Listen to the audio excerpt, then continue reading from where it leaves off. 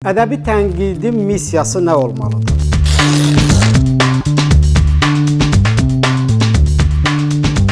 Qərb cəmiyyətinin nəsr, Şərq cəmiyyətinin şeir xəstəsi olmalarının səbəbi birincinin gerçəkliyin özünə, ikincinin gerçəkliyin sirrinə münasibətində gizlənir. Məsələn, Kafkanın romanını anlamaq və zövq almaq üçün iqtidar və insan münasibətlərinə bəhs edən bütün mədəniyyət tarixini bilməlisən.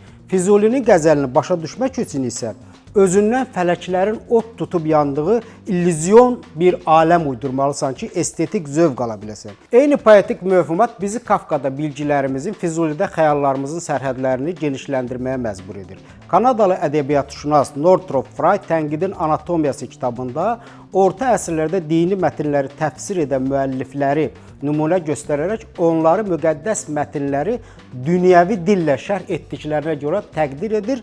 Eyni zamanda dünyəvi mətnlərin də müqəddəs mətnlər kimi şərh olunmasının əhəmiyyətini vurğulayırdı. Məsələn, şəriətin gözəlliyi, elm və fəlsəfənin qəlbə ziyanı haqqında 500-ə yaxın kitab yazdığı ehtimal olunan Qəzzalinin fundamentalizminə qarşı Dantenin böyük təfsirçi adlandırdığı İbn Rüşdün dünyəviliyini nümunə göstərə və İbn Tüfeyl, İbn Sina, Fərabi kimi dini mətnləri dünyəvi dillə şərh edən İslam alimlərini xatırlaya bilərik.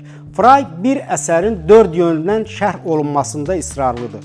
Onun fikrincə əsər tarixi, etik, arxetipik, ritorik yönləri ilə şərh olunmalıdır. Frye ədəbi tənqidi, ədəbiyyat haqqında ədəbiyyat, daha geniş düşünsək, sənət haqqında sənət adlandırır. Mövzu bədii mətnin sadəcə giriş qapısıdır. Müəllif bu qapıdan bədii mətnin dünyasına daxil olur və bu dünyanın kəşfinə başlayır. Özünə məlum olmayanların kəşfinə. Bu o deməkdir ki, mətn sonsuz, zamansız və məkansız bir mövcudluqdur. Müəllifin varlığından və iradəsindən asılı deyil. Bu axtarış zamanı bədii mətnin məqsədi müəllifin məqsədindən ayrılır. Estetik olan, etik olandan azad olaraq özü-özünü yaradır. Bədii mətn özü-özünü yazan müstəqil bir şuur formasına çevrilir. Müəllif onu deyil, o müəllifi arxasınca aparır. Toxuya-toxuya öz toruna daxil olub, ondan asılı vəziyyətə düşər, hörümçəyi xatırlayır. Tənqid üçün bu qapı əsərdir.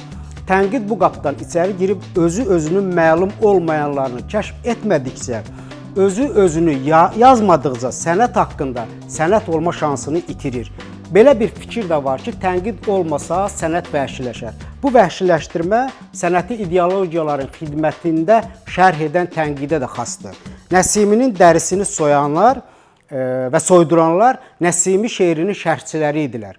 Milan Kundera yazır ki, Kafkaşünaslar Kafkanı şərh edəcək deyə-deyə Kafkanı öldürdülər.